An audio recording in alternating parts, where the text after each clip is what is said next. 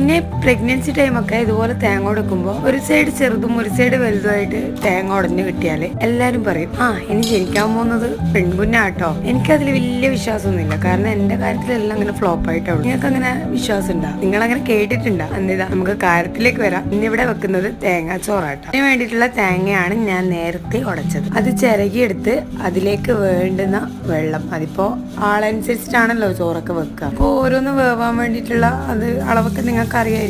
സംഭവം ഇതും ഉണ്ടാക്കുന്നുണ്ട്. അപ്പം നമ്മളിപ്പോ നല്ല റേഷനരിന്റെ തേങ്ങാച്ചോറാട്ടാക്കുന്നത്. അതിലേക്ക് വേണ്ടുന്ന എന്തെല്ലാം പറയാ, തേങ്ങ വേണം, ഉള്ളി വേണം, അതുപോലെ കുറച്ച് പെരിഞ്ചീരകം വേണം. ഇതൊക്കെ ഇട്ട് കുറച്ച് മഞ്ഞളും ഇട്ടിട്ട് ചോറ് റെഡി. 2 വിസിലിട്ടാ. ചേടാ, ഈ ഉപ്പിന്റെ കാര്യം പറയാൻ എപ്പം മറന്നു പോകുന്നല്ലോ.